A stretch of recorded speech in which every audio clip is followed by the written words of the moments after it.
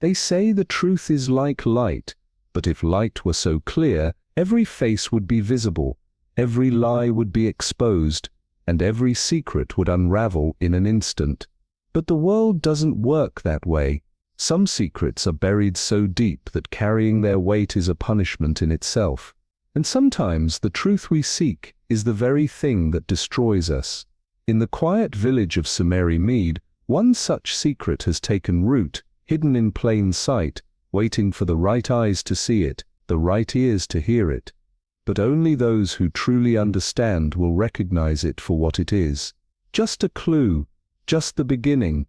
There was an unease in the air of St. Mary's Mead, a subtle, almost imperceptible shift, like the distant chime of a clock that only those truly listening could hear. The village breathed in slow, measured exhales, the kind that spoke of years settling into the earth, of cottages hunching lower each passing season, of trees whispering secrets they had long forgotten themselves. Yet today, beneath the velvet warmth of the sun, something unseen stirred, something just beyond the reach of reason. Miss Eleanor Whitcomb's arrival was not an ordinary occurrence. She did not simply visit, she arrived with the weight of unspoken things, like the wind carrying dust from places no one dared question. Miss Marple, seated in her little garden amidst lavender and chamomile, felt it before she saw it. The air shifted, the moment stretched, and then ever so softly, the gate creaked. A familiar voice followed. "Jane, you're positively glowing in the sun," Eleanor said, her smile practiced, as refined as the fabric of her expensive dress. But Miss Marple didn't hear the charm. She heard the exhaustion stitched between the words. "It's been years. What brings you to this quiet little corner of the world?" For the briefest second, Eleanor hesitated. Then, with a breath just a fraction too slow, she replied, "A simple break, Jane.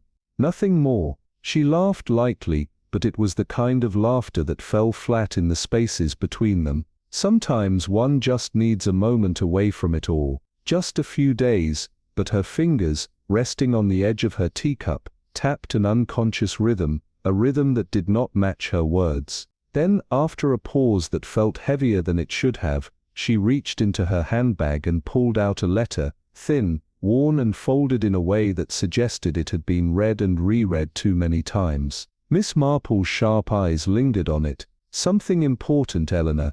For just a moment, Eleanor stiffened, her fingers tightened around the fragile paper, and her face lost its color, the kind of pallor that did not return easily, as if something cold had settled deep in her chest. But just as quickly, the mask returned, smooth and effortless, the kind of expression a diplomat's wife mastered over years of perfecting half-truths. She smiled, brushing it off. "Oh, nothing of consequence." Miss Marple did not press. She didn't need to, because she knew, as surely as she knew the turning of the seasons, that whatever Eleanor Whitcomb was hiding would not stay hidden for long. With the grace of someone who had long mastered the art of concealing unease, Lady Eleanor slipped the letter back into her bag, her fingers lingering just a fraction too long on the worn edges. Then, with a practiced smile, she wrote, her movement swift, deliberate, as though staying a moment longer might unravel something best left unsaid. "I must be off, Jane," she said lightly, though her voice carried the weight of something heavier. "There's a reception tonight. And well, it's never really over, is it? The duties, I mean." A thin veil of laughter followed, brittle at the edges. "But it's been lovely to see you. You must come to the Whitcomb estate tomorrow night. A small gathering of friends, nothing more, you understand, of course." Miss Marple studied her for a moment, then nodded, her own smile measured. "I'd be delighted." For the briefest second, Eleanor hesitated, her lips parting as if to say something else, something important, but then the moment passed. Her expression shifted, smooth, unreadable, and she turned briskly toward the gate, the click of her heels against the stone path, betraying a tension she had tried to mask. Miss Marple, watching closely, caught the slight tremor in Eleanor's clasped hands, the hesitant misstep before she righted herself. And that was enough. An invitation, as casual as it had seemed, was rarely just that. A puzzle had begun to take shape, one she had no intention of ignoring.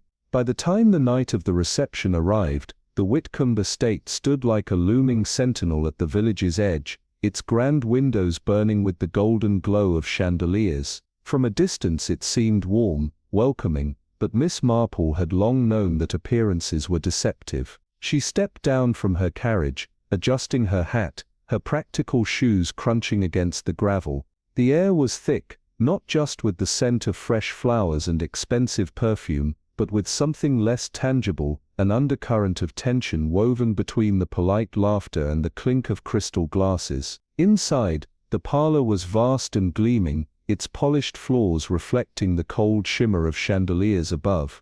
The guests moved with effortless grace, their conversations laced with the well-rehearsed charm of those accustomed to power. Trade agreements, foreign policies, whispered alliances, it was all spoken about with the same detached elegance as one might discuss the weather.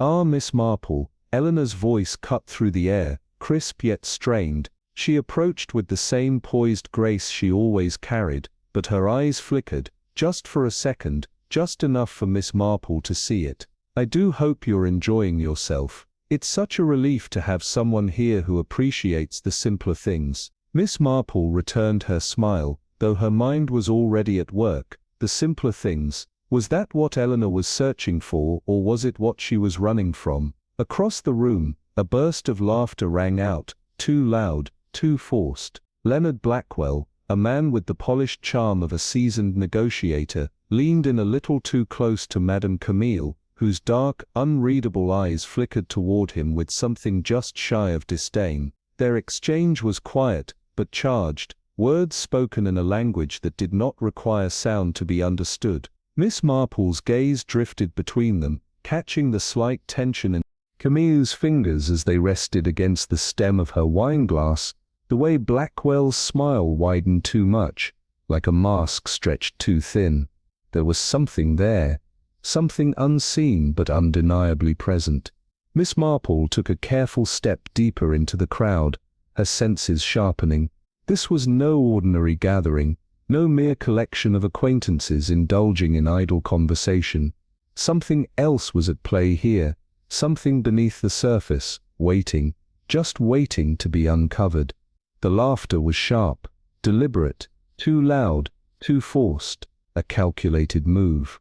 Miss Marple had seen this type before, the kind who sold something invisible, something unseen, weaving half-truths into the air, until they became indistinguishable from reality. But what exactly was Leonard Blackwell selling tonight? She didn't yet know. Her gaze shifted past him, past the golden glow of chandeliers and the glint of crystal glasses, to where a singular, unyielding figure stood at the edge of the room. Captain Julian Merrick. His posture was rigid, his uniform crisp, but it was his eyes, sharp, hunting, predatory, that held her attention. He scanned the room the way a falcon might scan the ground for prey, his fingers hovering just near his jacket pocket, as if testing the weight of a concealed weapon. Military precision, no hesitation, no indulgence, the kind of man who never misplaced his footing, never failed to take stock of every face in the room. Miss Marple leaned slightly toward Lady Eleanor, her voice low but knowing. "Captain Merrick looks as if he's about to report to a general." Lady Eleanor's polite laughter was too practiced, brittle at the edges. "You wouldn't believe how often I've heard that very phrase," she murmured. "But men like him, well, one can hardly expect them to be anything else, can one?" Before Miss Marple could respond, another presence shifted through the crowd, a figure less imposing in size but far heavier in presence. Inspector Henry Duval. He passed by them, his silence weightier than words. The charcoal grey suit he always wore sat stiff against his frame, making him look like he belonged to a world where warmth was an afterthought. His eyes, cold and all-seeing, flitted toward Miss Marple briefly, before returning to the room, scanning, assessing, measuring. He was not a man given to idle conversation. "Inspector Duval," she greeted, her tone both light and knowing. "I see you're blending in as usual. Do you always prefer the shadows, or is tonight a special occasion?" His thin lips curved, an imitation of a smile. "You know me, Miss Marple. It's always more informative to observe from the edges." "Indeed," she murmured, her gaze narrowing.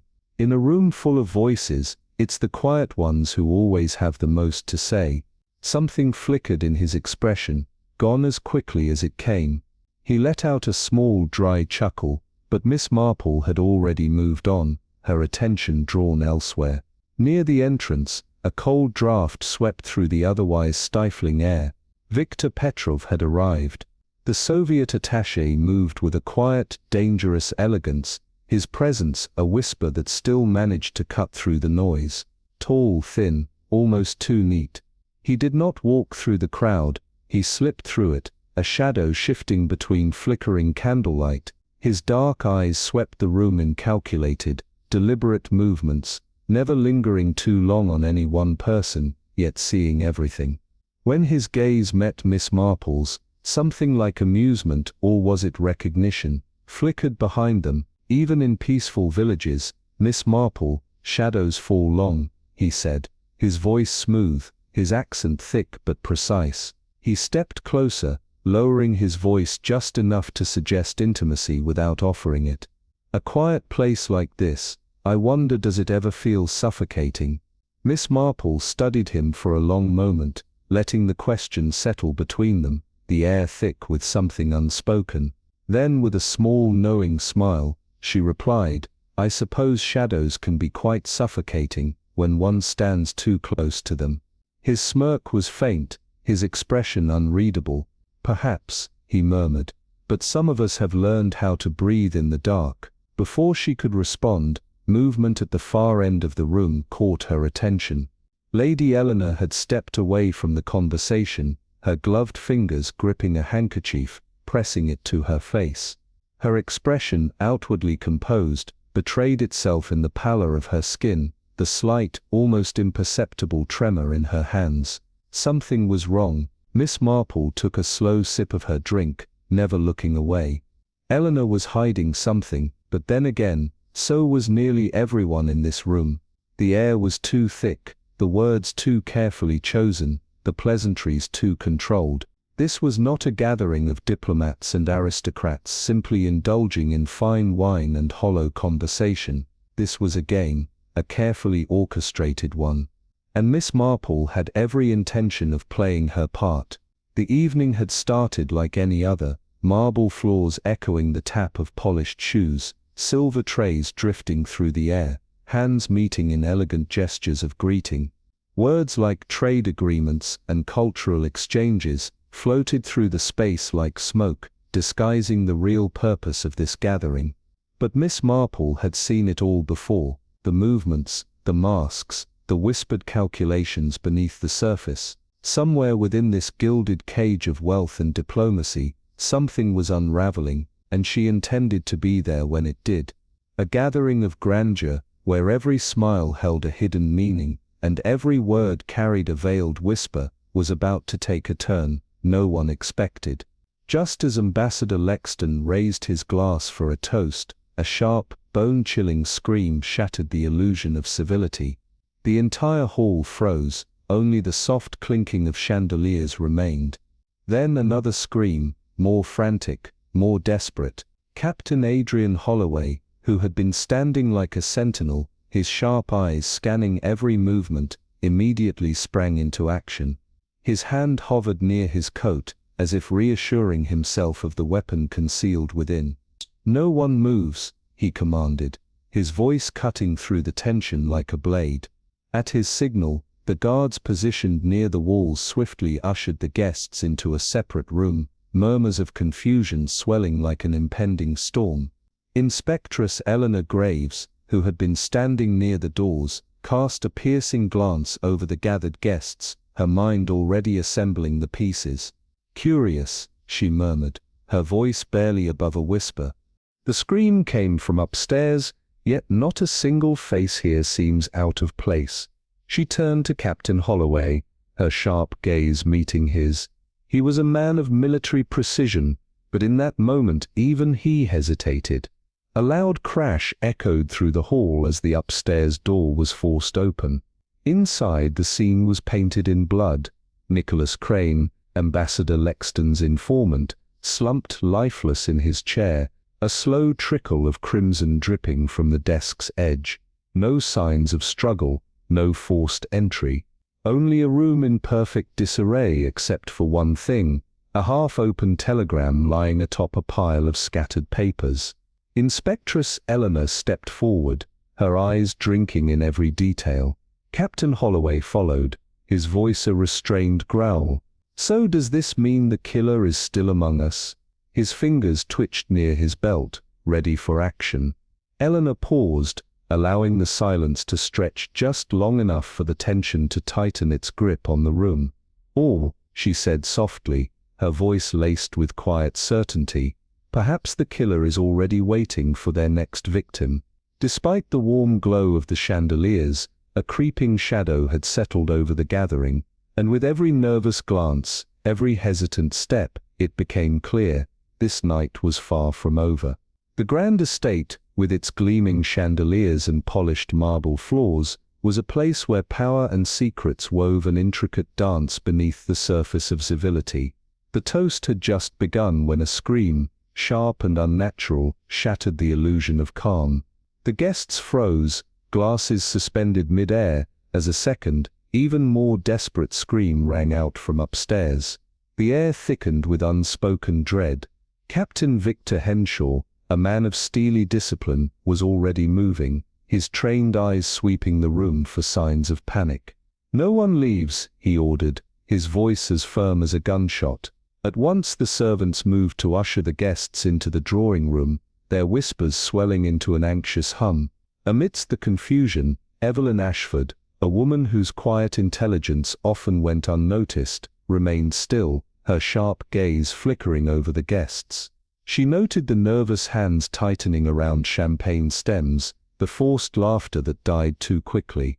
Outside, the wind howled against the towering walls of the estate, as though nature itself sensed the disturbance within. Captain Henshaw led the charge upstairs, his boots echoing ominously against the wooden steps. The door to the study, from where the screams had erupted, stood ominously shut. He reached for the handle, it wouldn't budge. Locked from the inside, a moment later, the door was forced open with a resounding crack, revealing the dimly lit study beyond. Papers littered the floor, a chair lay overturned, and in the center of it all, Lord Raymond Caldwell slumped lifeless against his desk, a letter opener plunged deep into his chest. The blade still gleamed in the muted lamplight. Evelyn appeared in the doorway, just as the realization settled over the room. She observed the scene with a careful detachment, noting the eerie stillness of Caldwell's body. "This," she murmured, stepping forward, "isn't a crime of passion, it's too precise, too controlled." Captain Henshaw turned to her, his brow furrowed. "You're suggesting this was staged?" Evelyn nodded, her gaze dropping to a half-open drawer at the desk's edge, where official-looking documents lay in disarray. "Someone wanted us to believe a struggle took place. But look closer, the chaos is too deliberate. The true clue isn't in the mess, it's in what remains untouched." Behind them, Inspector Edmund Graves arrived, his expression unreadable. He stepped inside, surveying the body, the locked door, the scene too neatly arranged to be anything but intentional. "This wasn't just a murder," he said, his voice low, "it was a message." As the storm outside raged on, the house fell into a tense silence, the guests downstairs whispering in fearful tones. The drawing room became an island of quiet trepidation, where wary glances and hushed suspicions coiled like smoke. Lady Beatrice Langley, her face pale but composed, sat with her hands folded neatly in her lap. "Where were you when the scream was heard?" Inspector Graves asked, his voice deceptively calm. "I was in the West Wing," she replied smoothly, though her fingers twitched slightly against the fabric of her dress. "A servant places you near the study," Graves countered, watching her reaction closely. A flicker of hesitation, a barely perceptible intake of breath. "Perhaps I wandered without realizing," she amended quickly, but Evelyn, still observing from her seat, tilted her head slightly. A curious mistake, she mused, especially when one is avoiding something. The tension thickened as the next name was called, Colonel James Whittaker, a man whose every movement was measured, his stance betraying years of rigid discipline. You were in charge of security, Graves stated. And yet your logs are incomplete. Why? Whittaker's jaw tightened. I was occupied. The situation was fluid. Evelyn's lips curved into the faintest of smiles. How convenient, she murmured. The storm outside raged on, but inside, a deadlier storm was just beginning. The air in the estate was thick with tension, a place where silence held more weight than words. The grand chandelier cast fractured light over the guests, their expressions carefully schooled but betraying flickers of unease. Then, like a whisper slicing through the hush, a scream echoed from upstairs, a sound raw with terror. Captain Elias Hawthorne was the first to react, his movements sharp and controlled as he ascended the marble staircase 2 steps at a time. He reached the study door, finding it ajar, the scent of something metallic lingering in the air. With a measured breath, he stepped inside. Papers lay strewn across the floor, a half-finished glass of whiskey sat untouched on the desk, and at the center of it all, Lord Sebastian Wycliffe slumped lifeless in his chair, his once impeccable attire marred by a dark crimson stain spreading across his chest. A dagger protruded from between his ribs, its hilt gleaming in the dim light. The scene should have spoken of chaos, but there was something too meticulous about it, too deliberate. Eleanor Graves stood just inside the doorway, her sharp gaze sweeping the room. "This isn't an impulsive crime," she murmured, stepping closer, her eyes locking onto the unnatural stillness of Wycliffe's body. "It's too neat.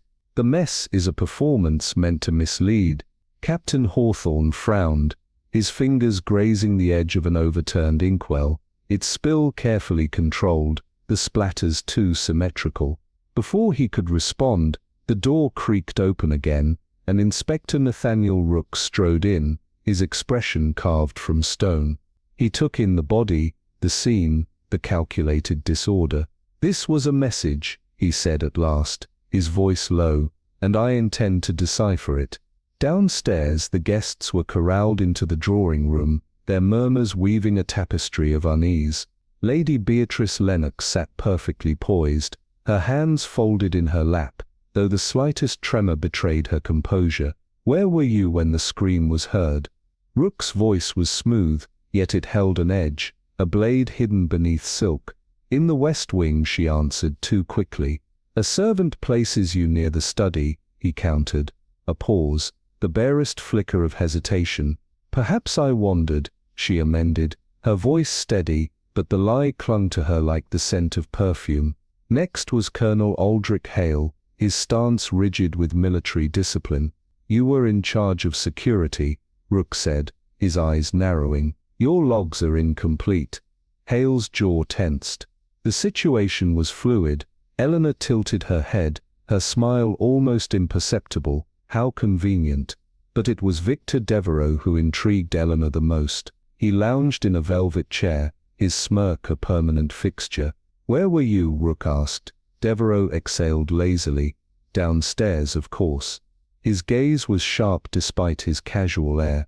"Should I be concerned?" Eleanor studied him. "Concern is the mark of guilt. You, Mr. Devereux, don't seem the type to concern yourself with anything at all." Later, when the house had settled into a tense silence, Eleanor retreated into the cloakroom, her fingers brushing over the velvet lining of her handbag.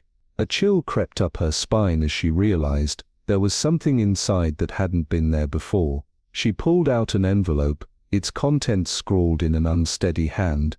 "Delivery within 24 hours. Failure is not an option." Her pulse quickened. This wasn't just a murder.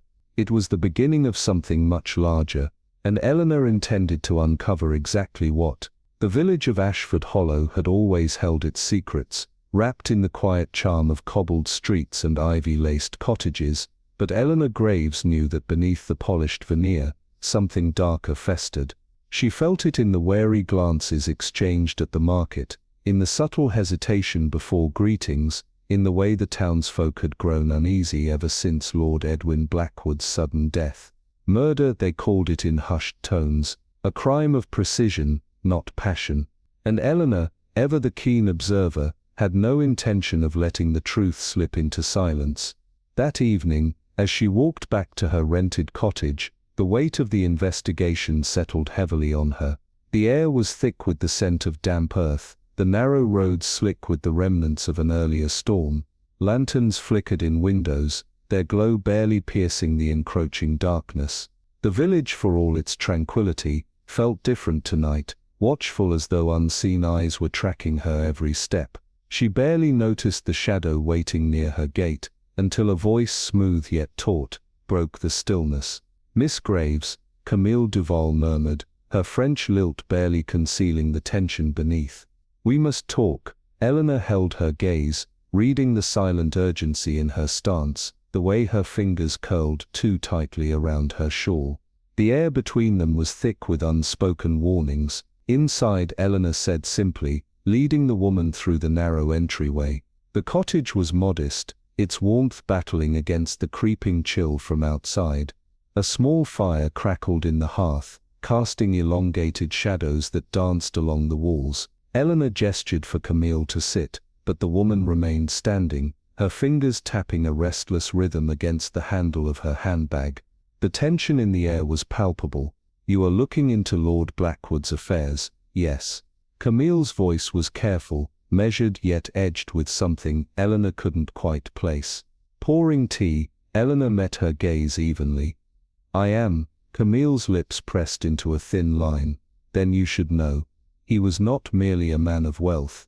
He was a man of transactions, of deals." She reached into her handbag and slid a folded paper across the table. Eleanor hesitated before picking it up, her pulse quickening as she unfolded the page. The paper was coarse, the ink slightly smudged, but the message was unmistakable. "Shipment confirmed, 24 hours. Last chance. No room for failure." A chill ran through her. She had seen Blackwood's accounts, large erratic withdrawals, unexplained transfers. A growing unease settled over her. But a shipment, what was he involved in? What kind of shipment? Eleanor's voice was calm, though her mind raced with possibilities. Camille's eyes flickered toward the window, as though she expected someone to be listening. The firelight reflected in her dark gaze, casting an eerie glow over her sharp features. Something dangerous. Something that did not die with him. The words hung between them, heavy with unspoken implications. Outside, the village remained deceptively serene, but Eleanor knew just as Camille did, that the storm brewing beneath Ashford Hollow's surface was only beginning to break. The cracks in the facade of quiet village life were deepening, and whatever secrets Blackwood had kept, they were now unraveling. And worse still, whoever was behind them wasn't finished yet. The night air in Ashford Hollow carried an eerie stillness, a deceptive quiet that masked the undercurrents of something far more sinister. Eleanor Graves had spent years untangling the whispers of hidden affairs and deadly secrets. But tonight, the puzzle before her was unlike anything she had encountered. As she stood at the edge of the dimly lit estate, the weight of what she had uncovered pressed against her mind like a storm brewing on the horizon. Lord Edwin Blackwood had not just been murdered, he had been silenced. And that meant whoever had orchestrated his death was still out there watching, waiting. A voice broke the silence, low and urgent. "You're looking in the wrong places, Miss Graves." Eleanor turned swiftly, her keen eyes locking onto Camille Duval, the woman who had been lingering in the periphery of this mystery for too long. Tonight, however, Camille's poised demeanor was slipping, her hands clenched tightly at her sides, her normally sharp voice softened by the weight of what she knew. "It's Blackwood, isn't it?" Eleanor said, her voice measured but firm. "He was planning something dangerous. He wasn't just moving money, he was moving information, the kind that gets people killed." Camille hesitated, her gaze flicking toward the grand house behind them. The lights in the study still burned, casting long shadows against the curtains. "You don't understand," she murmured. He was playing both sides, using people, making promises he could never keep. And before he died, he was ready to run, take everything and disappear. But someone got to him first. Who? Eleanor asked, her pulse quickening. Not who, Camille whispered. What? There's more than just politics at play here, Miss Graves. There are forces that don't operate within the boundaries of laws or conscience. Blackwood thought he could outmaneuver them, but he underestimated just how far they would go to protect their secrets. They knew, and they made sure he wouldn't escape with what he knew. Eleanor's mind raced. The irregular withdrawals, the hidden documents, the hushed conversations in candlelit corners, it all led to something much bigger than a man desperate to flee. It led to the very fabric of control woven deep into the veins of power. And Captain Merrick, she asked, the name leaving her lips like a blade sharpened for truth. Camille's breath hitched, her fingers tightening around the silk of her scarf. He's not who he claims to be, she admitted. He had a reason to want Blackwood dead, a reason that goes far beyond what any of us have been told. And if you keep digging, Eleanor, they'll come for you next. A flicker of movement near the house caught Eleanor's eye, a shadow barely perceptible, but there, watching, listening. Camille must have noticed it too, because she took a step back, her voice lowering further. Be careful, Miss Graves, she warned. You're walking a path that only ends one way. And with that she turned sharply and disappeared into the night, leaving Eleanor alone with the weight of the warning. Later, as Eleanor sat in the small parlor of her rented cottage, she turned the delicate porcelain cup in her hands, her mind restless despite the quiet crackle of the fire. It wasn't until she reached for a book on the side table that she noticed the small folded paper resting beneath it. Someone had been here, someone had left her a message. With a steady hand she unfolded the note. The ink was rushed, the words scrawled in a familiar, yet unfamiliar script. Stop digging, or you'll be next. The air around her seemed to tighten. The warning wasn't subtle, and it wasn't idle. This was a game she was now fully entangled in, and there was no turning back. She placed the note beside her tea, took a slow sip, and let her mind work through the tangled web that had been spun around her. Blackwood's murder was just the beginning. The real game had only just begun, and Eleanor had no intention of backing down. The scent of polished oak and old parchment hung thick in the air, but beneath it, Eleanor Graves could smell something else, the unmistakable stench of deception. The study, once a sanctuary of control and order, now bore the scars of a careful, methodical crime. The papers strewn across the desk, the chair knocked askew, the faint indentation on the thick rug where someone had once stood for far too long. It was all deliberate, a performance meant to mislead. But Eleanor had seen such plays before, and she had no intention of being part of the audience. Duval stepped closer, his gaze flicking between the half-open drawer and Eleanor. His voice carried the weight of experience, the hardened skepticism of a man who had spent years on the precipice of the truth, but never quite reached it. The lock, he said, his tone sharp, wasn't forced. So how did they get in?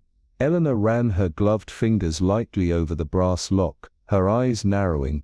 They didn't need to break it, she murmured. They manipulated it, subtly, expertly.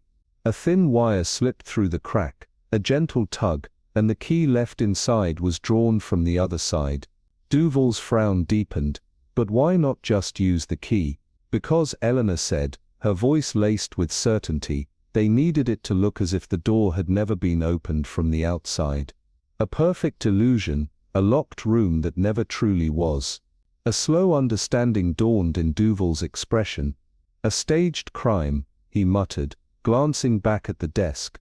Someone wanted to control the narrative. Make us believe Blackwood was trapped, helpless when he was attacked. Eleanor nodded. And yet, look here, she gestured toward the drawer. Its edge barely misaligned with the rest of the desk. This was their true objective, not the murder itself, but what was inside this drawer. The weight of the realization settled between them. Before either could speak, A faint shuffle at the doorway drew their attention. Lady Evelyn Blackwood stood there, her face pale, her fingers twitching at the folds of her dress. She had been listening. For how long, Eleanor couldn't be sure. The firelight flickered in her wide eyes, her lips parted as though she had something to say but lacked the courage to utter the words. "You're certain?" she finally asked, her voice barely above a whisper. Eleanor held her gaze. "I don't deal in speculation, Lady Blackwood." The woman's eyes drifted toward the drawer, the disarray on the desk, the echoes of what had just been revealed. "This isn't about money, is it?"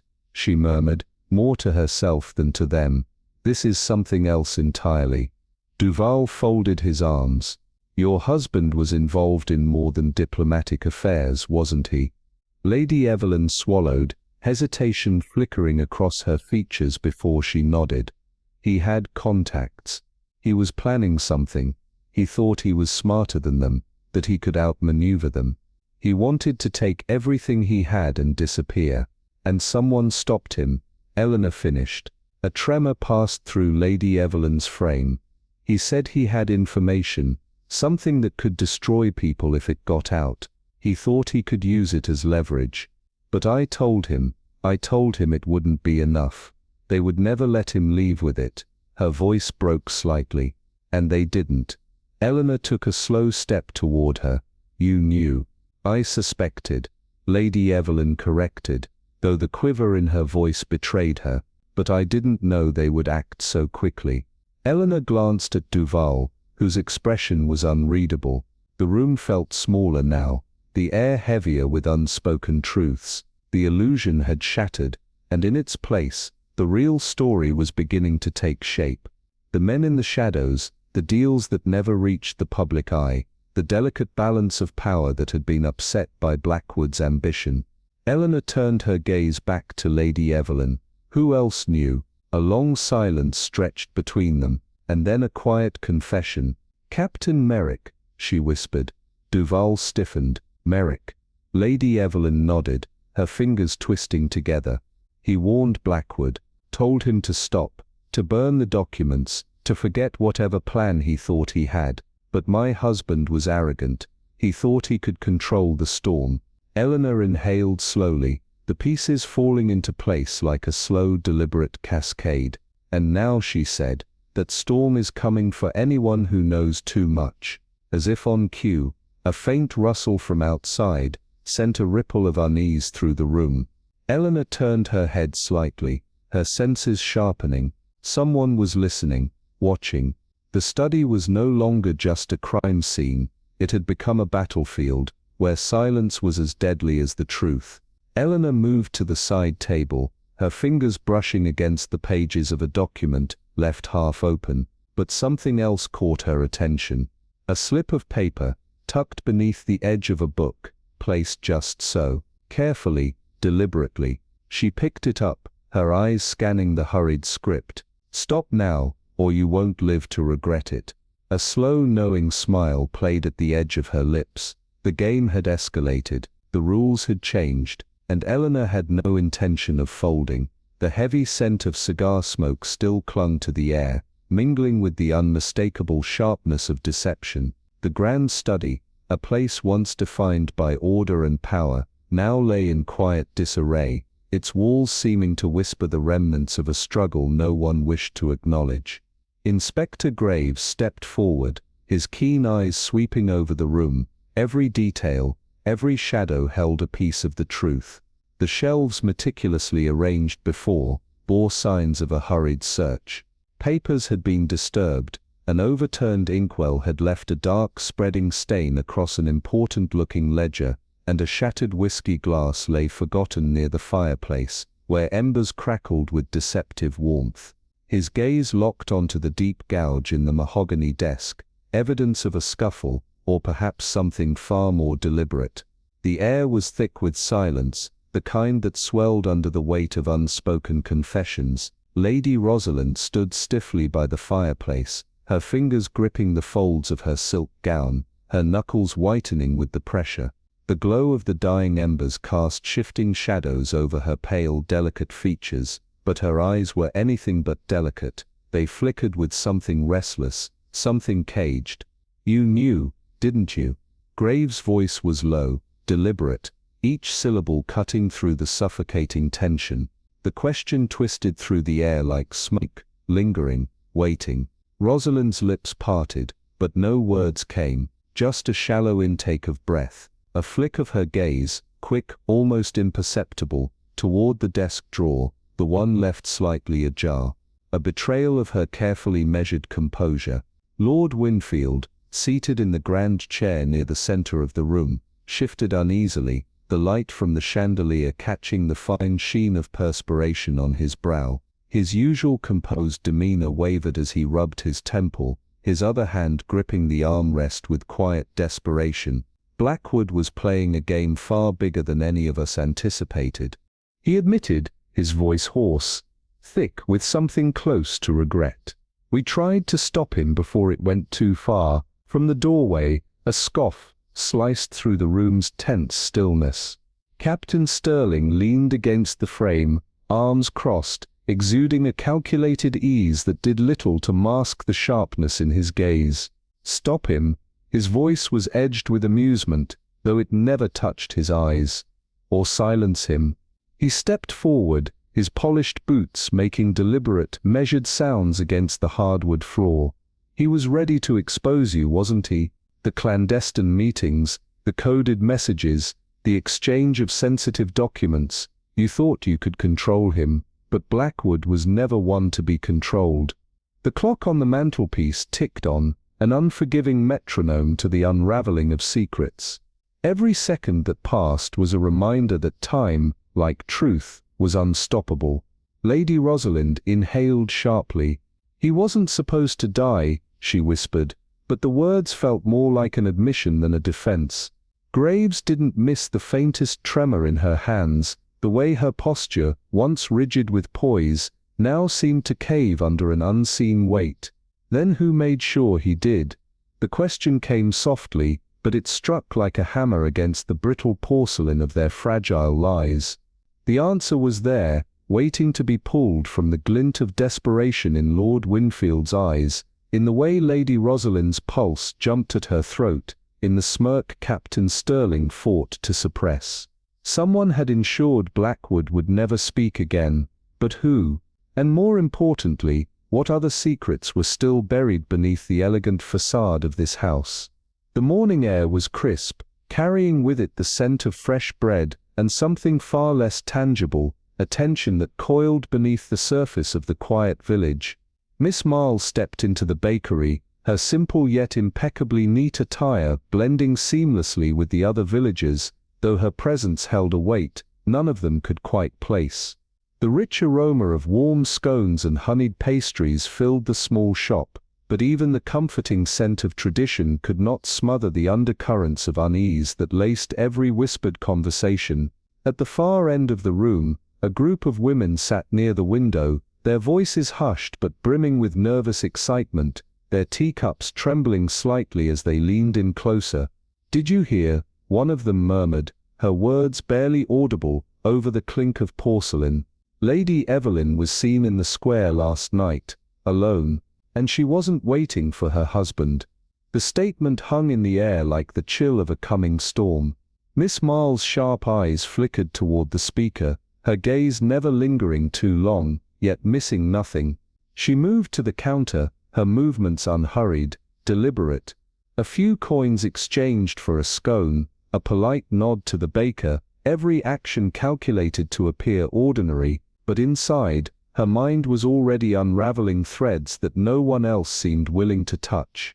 Outside the bakery, the village square stretched before her, bustling yet strangely subdued, as if an invisible presence loomed over every passerby. Her instincts sharpened as she caught sight of a familiar figure at the edge of the street, Victor Langley, impeccably dressed in a dark suit that seemed too fine for a man of his supposed profession, his posture stiff, his gaze darting toward the clock tower before he turned on his heel, vanishing into the misty morning like a shadow retreating from the light. It wasn't Langley's presence alone that sent a shiver of knowing through her, it was the way he had checked the time, the urgency in his stride, the faintest trace of hesitation before he disappeared down the alley toward the telegraph office.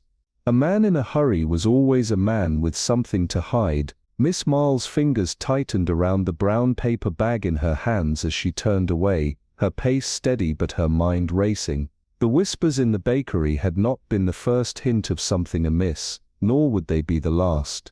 A note had been slipped beneath her door that morning, a cryptic warning wrapped in civility. Some truths are better left undiscovered, Miss Marle. For your sake, leave the past buried. But the past never stayed buried, and neither did secrets. There was a storm coming, one woven from betrayals, half-truths, and a carefully orchestrated deception that had begun long before she ever stepped foot in this village. The question was not if the truth would come to light, but who would survive it when it did. The vicarage stood at the edge of the village, a solemn silhouette against the encroaching dusk, no longer the haven it once appeared to be. There was something oppressive in the air, something waiting to break. Miss Marle had made up her mind. Confronting Lady Evelyn was no longer an option but a necessity. The pieces were in place, yet confirmation remained elusive. When the door creaked open, the woman before her was not the composed wife of the village vicar, but a ghost of herself, pale, drawn, and weighed down by unseen burden. "Miss Marle," she whispered, voice tight with restraint, "this is an unexpected visit." Miss Marle stepped inside, her eyes scanning the dimly lit parlor, taking note of the untouched tea tray, the faint scent of lavender masking something heavier, candle wax, ink, a lingering trace of unease. "I'm afraid I must impose upon your time," she said lightly, though the gravity in her voice was unmistakable. "It's about Blackwood." The sharp inhale, the flicker of alarm, it was all she needed to know. Lady Evelyn's hands trembled as she set down her teacup, the porcelain rattling against the saucer. "You're mistaken," she murmured, but Miss Marle leaned forward, her gaze unyielding. "No, I don't think I am," she countered. "You knew him, not just in passing. There's something more, something you have not yet said." A breath hitched in Lady Evelyn's throat, her mask slipping for just a moment. "He had letters," she whispered. "He threatened us." Miss Marle nodded, unsurprised. "Letters that could destroy your husband's career, ruin your life." The silence was thick, the weight of unspoken truths pressing down upon them. "It wasn't loyalty that bound you to him," Miss Marle continued, "it was fear." A tear slipped down Lady Evelyn's cheek, but she did not break. "I had no choice," she admitted, her voice barely audible. "He was leaving, taking everything, every secret, every deal. I couldn't let him." Miss Marle remained still, waiting. There was more, there was always more. That night, Lady Evelyn finally said, her voice brittle, "I followed him to the study. I didn't mean to. I just needed to stop him if I could." A pause, a long shaking breath. "I heard voices. Not just his. There was someone else." The revelation sent a current of electricity through Miss Marle's mind. Who? The hesitation was telling. Fear flickered in Lady Evelyn's eyes, something deeper than regret, something darker. "I don't know," she said, too quickly. A lie, or worse, the truth she couldn't bear to face. Miss Marle stood, her gaze steady. "You may not think you have a choice, Lady Evelyn, but you do. If you don't tell me everything, someone else will decide for you." Outside, the wind howled through the trees, a storm not yet broken. As Miss Marle left the vicarage, she knew she was no longer simply chasing the past, she was stepping into the web of something far more dangerous. The next move would determine everything. And whoever had been in that study with Blackwood, they were already watching. A dense fog clung to the ancient estate of Blackthorn Manor, its spires barely visible against the looming storm clouds. Inside, the grand study was cast in flickering candlelight, the heavy scent of aged parchment and lingering pipe smoke wrapping around the dimly lit chamber like a shroud. Detective Eleanor Graves stood near the hearth, her gloved fingers tracing the edges of a peculiar burn mark on the antique rug. The body had been removed, but the presence of death still echoed in the walls. This was no ordinary murder. Inspector Harrow loomed in the doorway, his brow furrowed with skepticism. He had learned to tolerate Eleanor's unorthodox methods, though he often resisted the way she unraveled a case with chilling precision. "It was staged," she murmured, her voice almost lost in the vastness of the room. The position of the chair, the spilt brandy, designed to suggest a struggle. "But look here." She knelt, lifting the rug's corner to reveal a second, smaller burn mark beneath. A delayed ignition, accelerant poured in controlled patterns. Someone wanted to burn something without drawing attention. Harrow stepped closer, peering at the floorboards, but the fire never spread. Eleanor's eyes darkened. No, because it wasn't meant to. It was a signal. Her gaze drifted to the bookshelves, where she methodically pulled at volumes, testing their weight. Then, with a barely audible click, one of them gave way. A section of the shelf swung open, revealing a concealed passage. Harrow inhaled sharply. "What the hell?" Eleanor stepped inside without hesitation, the musty air thick with secrets.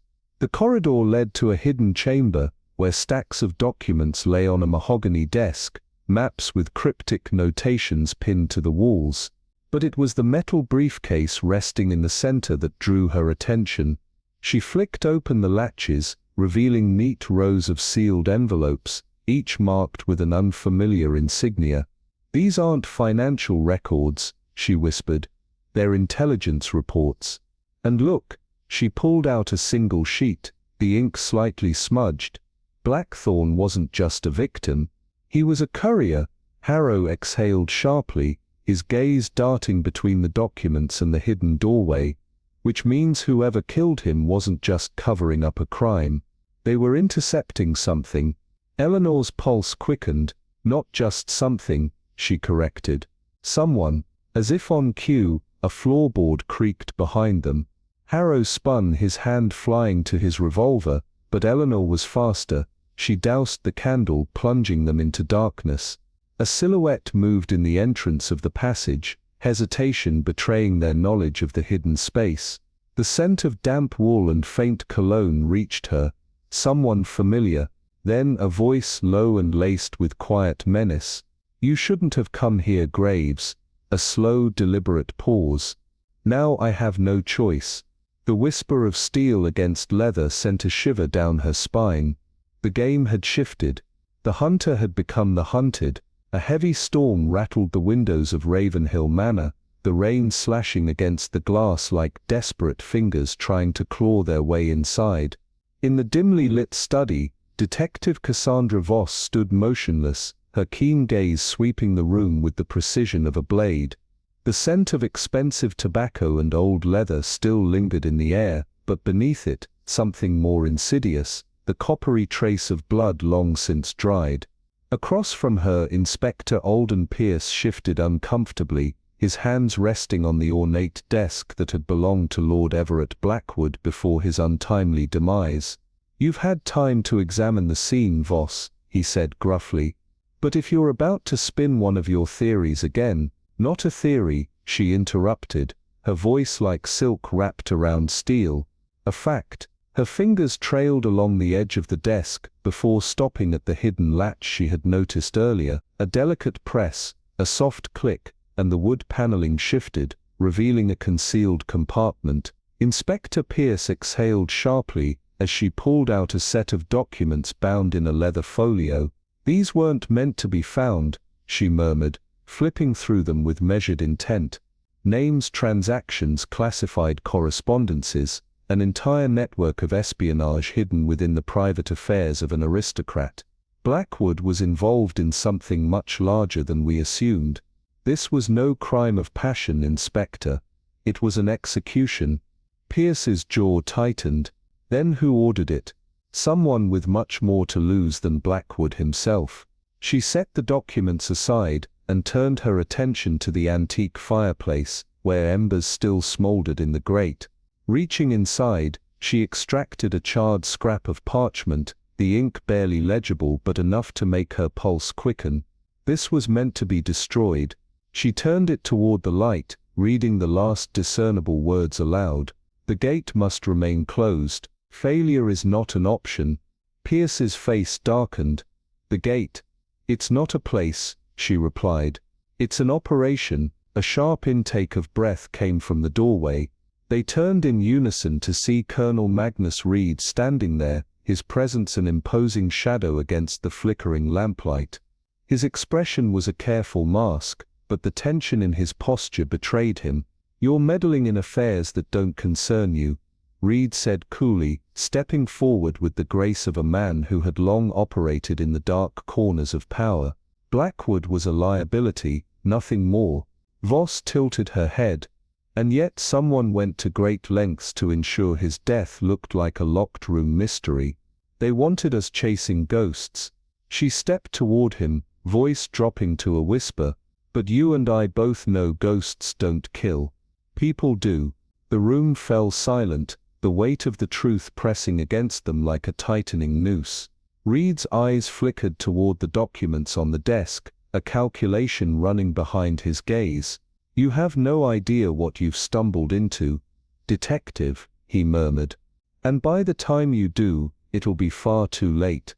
A single gunshot shattered the silence. The light flickered, and then the real game began. Evelyn Graves watched the rain streak down the stained glass windows of the Langley Club, each drop distorting the world beyond, bending it into unfamiliar shapes, much like the truth she had been hunting. The scent of old cigars and brandy lingered in the air, a ghost of 1,000 whispered conversations that had taken place in this very room, each one carrying a weight of its own. Across from her, Lucian Drake sat with the composed stillness of a man who had nothing to fear, or at least a man who had convinced himself of that.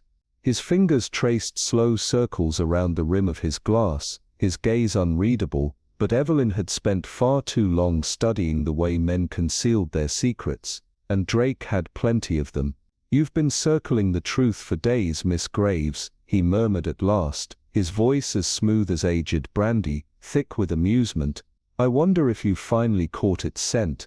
Evelyn's lips curled ever so slightly.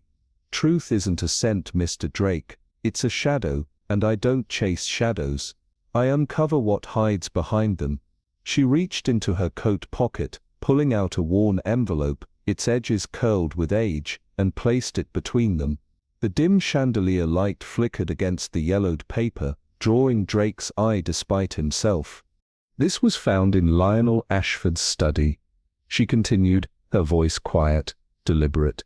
"The night before he died, he received a visitor who didn't want their presence known." Drake's expression didn't falter, but she saw it, that minuscule tightening at the corner of his jaw, the brief hesitation before he took another sip of his drink.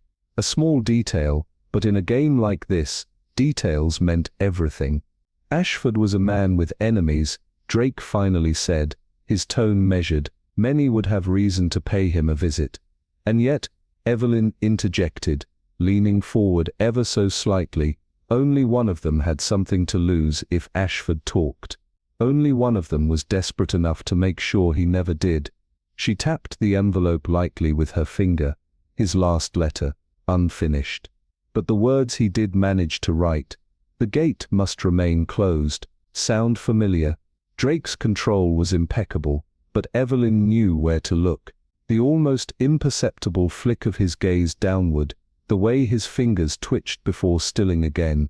A man only reacts like that when he recognizes something. "You think this means something," he said at last, voice carrying the slightest hint of amusement. Evelyn tilted her head. "I think it means everything," she countered, watching him closely. "Ashford wasn't just a liability, was he? He was a threat.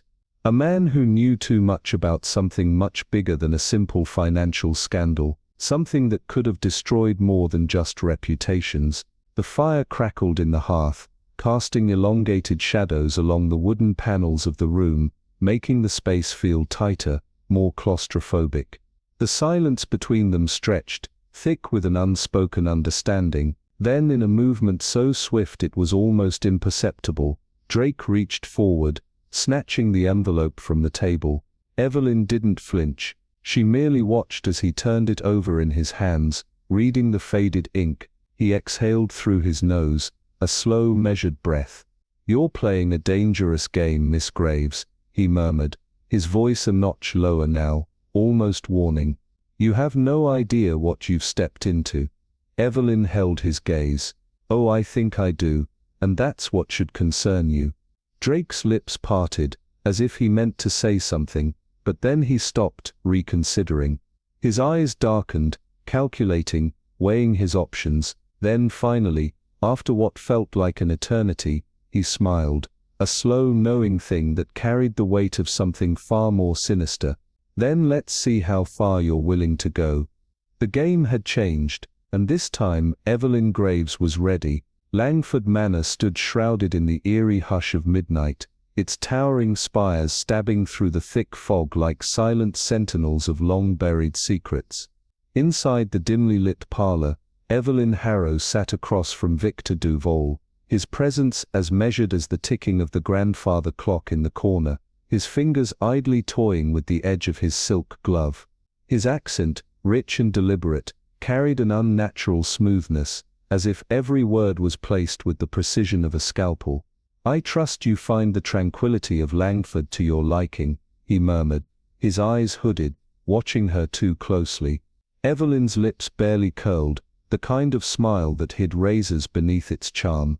"Tranquility is an interesting word, Mr. Duval," she mused, running a gloved finger along the rim of her teacup. "It's remarkable how quiet a place can be, even when it's drowning in things best left unheard." She paused, letting the silence stretch like a wire between them. "I imagine that's been quite convenient for you." Duval's smile didn't waver. "I do hope you're not referring to that rather unfortunate business with Mr. Blackthorne," he said smoothly, leaning back as if the very idea bored him. "A man like that, well, trouble finds men who seek it." Evelyn tilted her head, her gaze sharpening ever so slightly. "Trouble, Mr. Duval, or something far more intentional?" She swirled her tea lazily, as if the answer meant little, but she was watching him, reading the shifts in his posture, the nearly imperceptible tightening of his jaw. Blackthorne was a man of many secrets, and it seems to me too many people were keenly invested in keeping them buried. Duval laced his fingers together, feigning a casualness that no longer seemed quite so effortless. "Secrets, Miss Harrow," he echoed, his voice carefully neutral. "We all have them, even you, but not all of us kill for them," she countered, her voice like a blade slipping between the ribs. "And not all of us make mistakes while doing so." She leaned forward slightly, and Duval for the first time stiffened. "I remember what you said the other night, about how Blackthorne was found, his body, a rather peculiar choice of words." Duval's expression didn't falter, but Evelyn caught it, the flicker of something, the barest misstep in a dance he had performed flawlessly, until now. "What exactly are you implying?" His voice had cooled, each word clipped at the edges. Evelyn exhaled, setting down her cup with deliberate slowness. "You weren't told how his body was found," she said lightly. "No one was, and yet, you described it as though you had seen it yourself." Duval's grip on his glove tightened. "I assume that detail was shared among the investigators," he said too quickly, too smooth. She shook her head, her gaze unrelenting. "No, it wasn't." A pause. A deadly quiet. Then, she let the final nails sink in. "Unless, of course, you were there." The fire crackled in the hearth, the only sound in the suffocating stillness between them. Duval's mask remained in place, but Evelyn could see the cracks forming beneath it. A man like him wasn't used to being caught off guard. "You're wasting your breath, Miss Harrow," he finally said, though the slight rasp in his voice betrayed him. "Blackthorne's death is nothing more than an unfortunate consequence of his own ambitions." Evelyn smiled, slow and knowing. "Unfortunate for whom?" she asked, tilting her head. "Certainly not for you. He had something, didn't he? Something that could burn your whole carefully constructed world to the ground." Duval's lips barely parted, as if about to speak, but then just as quickly, he stopped. A flicker of something darker passed through his eyes before he buried it. "The game you're playing is dangerous," he murmured, his voice lowering to something almost intimate, almost threatening. "You have no idea what you're stepping into." Evelyn's smile deepened. "Oh, but I do," she said, pushing back her chair with agonizing ease, standing with the kind of certainty that only came with knowing you had already won. "And that should concern you." Duval remained seated, his face a portrait of restraint, but Evelyn had already seen what she needed to see. The tension in his fingers, the controlled breathing, the way his eyes flicked, just once toward the door, as if calculating his escape. "You think you understand," he murmured, voice like a whisper against the crackling firelight. "You think you see the whole picture." Evelyn glanced toward the window, where the fog pressed against the glass, shifting, concealing. She turned back to him, meeting his gaze without hesitation. "Oh, I do," she said softly.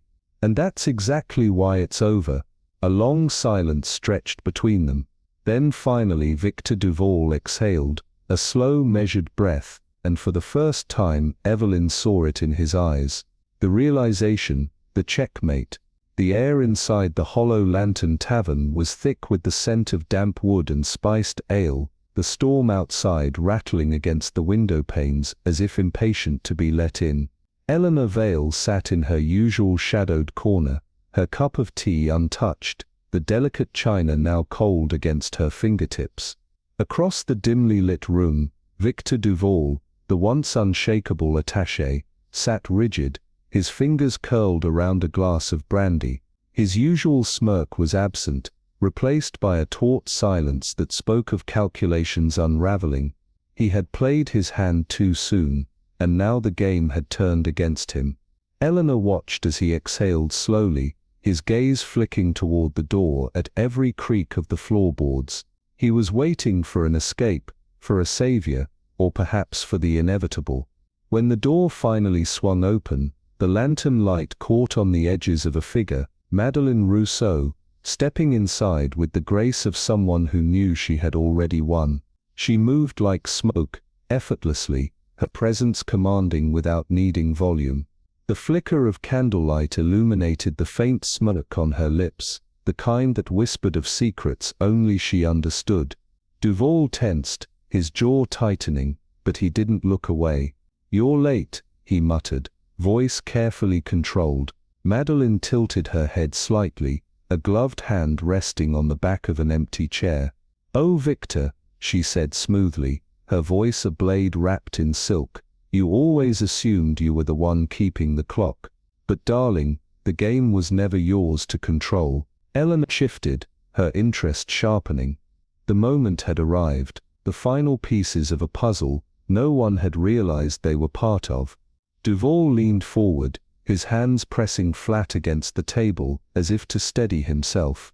"I trusted you," he said, and there was something raw in his voice, something nearly human beneath the polished facade. "I thought Madeleine cut him off with a quiet laugh, as if amused by the very notion. "That's where you failed," she murmured. "You thought." She slid into the seat across from him, the dim glow of the lantern catching in her eyes. "Tell me, Victor, did you ever once wonder why you were always a step behind? Why the British intelligence could never quite pin down the operation? Why the Soviets were always grasping at ghosts? Because while you were playing your little war, I was the one pulling the strings." A muscle twitched in Duval's jaw, his fingers clenching around his glass. He wanted to speak, to challenge her, but even now, even at the end, he knew she was telling the truth. Eleanor took a slow sip of her tea, the bitter taste settling on her tongue. "Blackwell was never the real target, was he?" she said, voice measured. "He was a distraction." Madeleine turned her gaze to Eleanor, and for the first time that evening, she acknowledged her with something like genuine appreciation. "Very good," she said softly. "He had his uses, but no, he was never meant to survive." Eleanor felt the weight of the revelation settle over the room. Blackwell's death had been the first domino, but the game had always been larger, more intricate than anyone had realized. And now there was only one move left to play. So what now? Duval asked, his voice quieter now, resigned. Do I disappear like the others? Madeline's smirk deepened, but she didn't answer right away. Instead, she leaned forward, lowering her voice just enough that only he and Eleanor could hear. That depends, Victor, she purred. How much are you willing to trade for your survival? The storm outside howled against the windows, but inside the hollow lantern, the true storm was only just beginning. A heavy mist curled around the cobbled streets of Ashwick Hollow, clinging to the worn bricks like a lingering whisper of secrets never meant to be told. The town, usually a haven of quiet monotony, now pulsed with an unseen tension, an electric charge that seemed to hum in the air, as if the very stones beneath their feet held their breath, waiting for the inevitable. The Black Hart Inn, with its time-worn wooden beams and dim lantern glow, stood at the center of it all, a silent witness to the storm brewing inside. In the farthest corner of the inn, away from the prying eyes of locals nursing their evening ales, Victor Lorne sat in uneasy stillness, his fingers wrapped loosely around a half-empty glass. His face, usually a mask of indifference, betrayed only the smallest flicker of unease, a tightening at the corners of his mouth, the faintest tremor in his fingers as he lifted his drink. He had played this game for years, always one step ahead, always slipping through the cracks before the walls could close in. But tonight, the walls were closing. Across the room, Evelyn Carrington remained poised, the very image of quiet elegance, her cup of tea long since grown cold, untouched. She did not look at Lorne directly, yet her attention was wholly fixed on him, on the way he sat rigidly in his seat, feigning nonchalance, while his mind surely raced through a dozen escape routes, none of which would save him now. She had been underestimated at every turn, dismissed as a bystander in a game of shadows and deception. But tonight, the final move belonged to her. She waited, the patience of a spider that had spent years weaving an intricate web, watching as her prey unknowingly tangled itself in the strands. The door creaked open, sending a gust of damp night air swirling through the room, carrying with it the scent of rain-soaked earth and something heavier, something final. The man who stepped through the threshold did so with the quiet authority of one who needed no introduction. Mr. Halloway. His tailored coat was speckled with the night's persistent drizzle, the brim of his hat casting a shadow over sharp eyes that missed nothing. He did not hesitate, did not pause to acknowledge the murmurs that rippled through the inn at his arrival. His path was set. He moved through the room like a closing trap, deliberate, inevitable. Lorne stiffened. It was the smallest of movements, but Evelyn caught it, and so did Halloway. A fraction of a second's hesitation, enough to know that the man who had once been untouchable now felt the weight of his own end pressing down on him. Halloway reached the table, standing just over Lorne's shoulder, his presence like a looming specter. "You should have run when you had the chance, Victor," he said, his voice smooth yet edged with finality. Lorne exhaled slowly, as if tasting the bitter realization settling in his chest. His fingers curled against the wood of the table, tightening, then releasing. "And where would I have gone?" he mused, a hollow chuckle escaping his lips. "Every road leads back to this moment, doesn't it?" Evelyn tilted her head ever so slightly, a faint, knowing smile curving her lips. "The thing about weaving a web, Mr. Lorne," she murmured, her voice laced with quiet satisfaction, "is that eventually you forget which threads are yours and which ones belong to someone else." Lorne's eyes flicked between them now, calculation giving way to resignation. "You," he said, almost to himself, his voice barely above a whisper, "you were never just watching, were you?"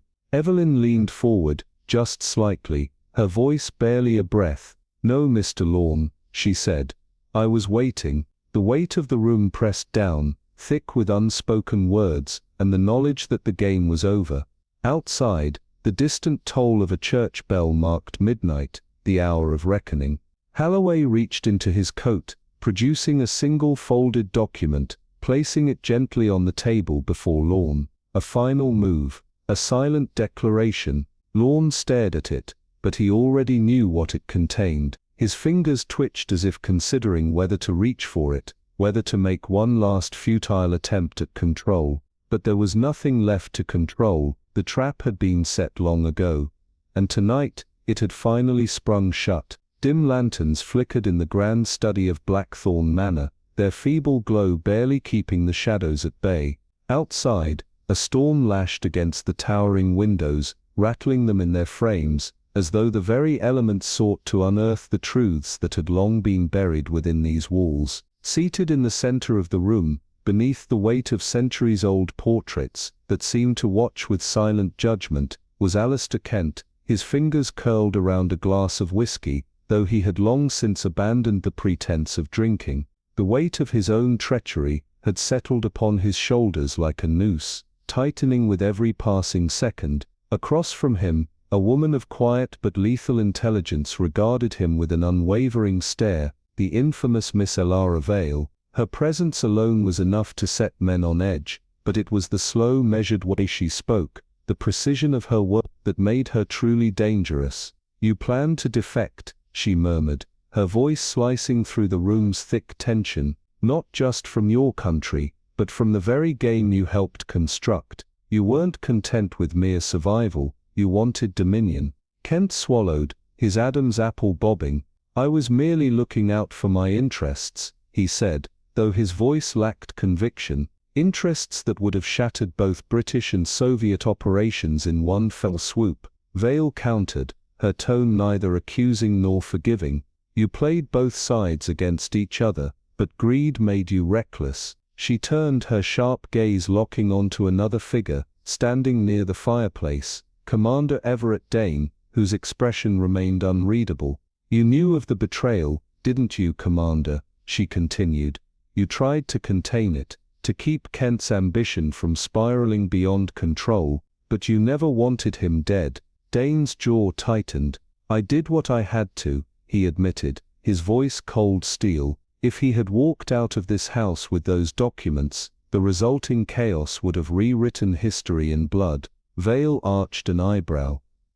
"Perhaps, but you weren't the one who fired the fatal shot, were you?" The room fell into a suffocating silence. Dane's silence was confirmation enough. Slowly Vale turned her attention to Viktor Petrov, the enigmatic Russian, who had watched the exchange with guarded wariness. He shifted in his chair, but his gaze never wavered from hers. "You thought you could turn his treachery to your advantage," she continued. "That with Kent dead, you could seize control of the intelligence network and play kingmaker. But you weren't the only one with ambitions that night, were you?" Petrov's lips thinned, his hands tightening into fists, but he remained silent. Then at last her eyes landed on the last piece of the puzzle, Lysandra Moreau, a woman whose beauty had long masked her ruthlessness. She sat composed, her expression unreadable, but there was something in the stillness of her posture, the faintest curve of her lips, that spoke of a secret long held. "You wove a web so intricate, so delicate, that even Kent himself never realized he was merely a pawn," Vale said, stepping closer. "You manipulated both factions, fed them half-truths, ensuring no one ever held all the power but you. You used Lady Eleanor to create a false trail, deceived Commander Dane into thinking he still had control, and misled Petrov into believing he was the one pulling the strings. And when Kent became more trouble than he was worth..." She let the words hang, waiting. Lysandra exhaled softly, a slow, measured breath. "You assume much," she murmured. "And yet," Vale said, a ghost of a smile playing at her lips, "the truth remains the same. The person who killed Kent was the one who had the most to gain from his death. The one who stood to lose everything if he had lived." Another pause. Another beat of silence. Then, with a quiet, almost amused chuckle, Lysandra Moreau lifted her glass, the ice clinking softly within. "It seems," she said smoothly, "that I played my cards better than the rest of you." Outside thunder rumbled, a rolling sound of inevitability. The game was over, and Alara Vale had known the answer long before she had ever asked the question. A heavy mist clung to the cobblestone streets of Ravenshire Manor, curling through the hollowed corridors like fingers of some unseen spectre. Within the grand drawing room, the air was thick with an unspoken dread, every breath drawn in hesitation, every eye darting between the assembled figures, each of them clutching their secrets like daggers in the dark. The fire crackled in the hearth, casting flickering shadows that twisted like silent witnesses to the night's deadly unraveling. At the center of it all stood Inspector Ashford, his steely gaze scanning the room with the precision of a man who had long learned that silence spoke louder than words. Beside him, Evelyn Mercer, the enigmatic criminologist whose soft-spoken demeanor concealed a mind sharper than any blade, regarded the guests with an unwavering stare. "The final words," she murmured, her voice barely more than a whisper, yet carrying the weight of inevitability. Lord Rivington stiffened, his aristocratic facade faltering for just a moment, while Lady Genevieve clutched the edges of her silk gloves, her knuckles paling with tension. Across the room, Ambrose Keating, the financier with ties to both Parliament and the underworld, shifted uneasily. And then there was Rosalind Dane, the actress whose performances on stage paled in comparison to the deception she had woven in this very room. The air pulsed with something electric, something dark as Evelyn stepped forward, the weight of her deductions pressing upon her shoulders like the inevitable stroke of the hangman's noose. "It was never about the money," she continued, her voice slicing through the tension like a scalpel through flesh. "Nor was it merely about state secrets, it was about control, about the power to tip the scales between order and chaos." The room contracted around her words, the silence broken only by the distant chime of the manor's grand clock, marking the passing of a night that none within these walls would ever forget. "Lord Rivington," she said, her gaze pinning him like an insect beneath glass, "you sought to rid yourself of Blackwood because he threatened to expose your dealings with the underground syndicates, an alliance that would have cost you not only your fortune but your standing among those who see you as the pillar of British society."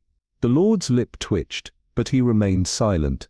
"Ambrose," she continued, turning to the financier, "your hands are just as stained. You were the one who ensured the documents disappeared, thinking you could manipulate the outcome to suit your own advantage, but your greed blinded you." She shifted her gaze. "And Rosalind Dane," she said, her tone almost pitying, "you played the most dangerous game of all, seduction, betrayal, whispers in the dark. You wove a web so intricate that you nearly convinced yourself of your own innocence." The actress lifted her chin, a faint smile curling at the edges of her lips, yet her eyes, once so calculating, betrayed a flicker of fear. But in the end, Evelyn pressed, allowing the words to settle before delivering the final blow. It was Lady Genevieve who struck the fatal blow. A sharp intake of breath, Lady Genevieve's face drained of color, her sapphire eyes wide with something between terror and recognition. "You knew Blackwood would never let you walk away. He was your greatest mistake, your gravest miscalculation. And when he threatened to expose your true nature, when you realized that all your careful maneuvering had led you to the precipice of ruin, you did the only thing you could." The silence roared, the tension unbearable. Then Lady Genevieve exhaled a trembling breath, her gloved hands lowering as if the weight of her crimes had finally become too great to bear. "He would have destroyed everything," she whispered, her voice barely audible, "and I couldn't let that happen." Evelyn's expression remained unreadable as the officers stepped forward, the click of handcuffs echoing through the chamber like the final toll of a funeral bell. As they led Lady Genevieve away, the others stood motionless, their own sins hanging over them like specters in the dim light. "A tangled web," Inspector Ashford murmured, his eyes lingering on Evelyn, "and yet in the end, every thread leads back to its weaver." She met his gaze, a knowing glint in her eye. "The truth is never buried for long, Inspector," she replied. it simply waits for the right moment to be unearthed. And as the clock struck midnight, the shadows of Ravenshire Manor seemed to shift, silent, patient, watching, knowing that another secret, another crime, would one day come to claim the night once more. As the clock in the grand old Hawthorne Manor struck 11, a hush fell over the assembled guests. The storm outside howled against the stained glass windows, casting fractured colors onto the faces of those trapped within. Lightning illuminated the vast drawing room, its flickering glow revealing more than just the opulent tapestries and ancient oil paintings. It revealed tension, unspoken accusations, and the cold edge of fear. Lady Evelyn Hawthorne sat rigid in her chair, her usually composed face a mask of strained civility. Across from her, Inspector Graves leaned forward, his sharp eyes dissecting every twitch, every nervous glance exchanged among the household. The body of Lord Hawthorne had been discovered not 2 hours prior, slumped over his grand oak desk, a single precise stab wound to the heart, no sign of forced entry, no weapon, only a lingering scent of cigar smoke and the heavy air of secrets. The doors were locked, Inspector, Evelyn finally said, her voice steady but laced with something close to dread. It had to be one of us. A flicker of movement, Reverend Whitmore shifted uneasily by the fireplace, his hands clasped in silent prayer. Young Mr. Calloway, the estate solicitor, swallowed hard, avoiding the inspector's gaze. The housekeeper, Mrs. Langley, stood near the bar cart, fingers wrapped too tightly around the crystal decanter. And in the shadows, half forgotten, sat Nicholas Drake, the late lord's estranged nephew, a smirk playing at his lips despite the gravity of the moment. Indeed, Graves murmured, his voice a low rumble, it had to be one of you. The question, Lady Evelyn, is who had the most to gain? A roll of thunder shook the room as he spoke, rattling the chandelier above, and then unexpectedly, a laugh, soft, mirthless. All eyes turned to Nicholas. You speak as if it's a puzzle, Inspector, he said, swirling the amber liquid in his glass. But the answer has been staring us in the face all evening. Isn't that right, Aunt Evelyn? A sharp intake of breath, a crackle of fire, and then as the storm raged on, the truth began to unravel. The storm had passed, but the air in Ashcombe Manor still carried the weight of secrets left unsaid.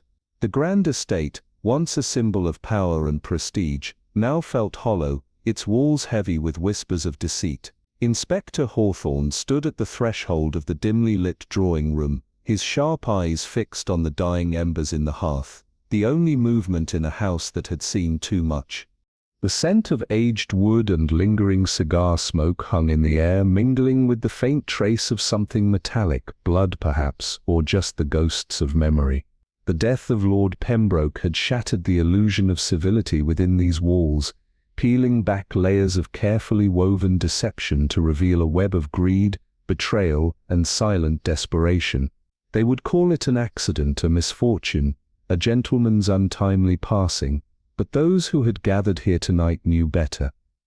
By the window, Lady Eleanor sat with an air of quiet resolve, her silhouette framed against the flickering glow of the street lamps outside. In her gloved hands, she held a letter, unopened, yet heavier than lead. She had not wept, nor had she raged. She had simply watched, her gaze detached, her mind calculating the implications of the truth she already knew. A single candle burned beside her, its light unsteady, as if uncertain whether to fight against the darkness or succumb to it. Will it ever truly be over? Eleanor's voice was barely above a whisper, yet it carried across the room like a challenge, daring an answer she was not certain she wanted. Hawthorne exhaled slowly, his fingers tracing absent patterns on the rim of his hat. Outside, the village of Ravensbrook had already begun its return to normalcy, its people eager to let go of the unease that had settled over them like fog. The cobblestone streets, slick with rain, gleamed under the gaslight, their silence betraying the unease that still lingered beneath the surface. The world would believe what it was told. It always did. Officially, yes, he said at last, his voice even, but these things don't disappear, Lady Eleanor. They linger in quiet conversations, In glances exchanged over dinner tables, in the way people hesitate before speaking, his gaze drifted toward the letter in her hands, and in letters that arrived too late. A clock somewhere in the manor chimed once midnight, a fitting hour for ghosts to stir. For a long moment, neither of them spoke. The silence between them felt alive, heavy with what had been left unsaid. Then Eleanor shifted, her fingers tightening around the letter, the faintest tremor betraying the tension she so carefully masked. "The truth would ruin lives, Inspector," she murmured. "Is that what you want?" Hawthorne's expression did not change. He had seen too many lies, too many carefully curated facades, to be swayed by the illusion of decorum. "The truth," he said, his voice steady, "has a way of surfacing whether we allow it to or not." The fire crackled softly, sending shadows flickering across the room. Somewhere in the distance the wind howled, rattling the old window panes. Hawthorne took one last look around, the empty whiskey glass on the mantel, the overturned chair near the writing desk, the faint outline of something burned in the fireplace. These were details that would never make it into the official reports.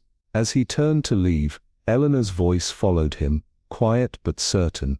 "I suppose we'll find out soon enough." He hesitated for just a moment, then nodded. The case was closed, but the story was far from over.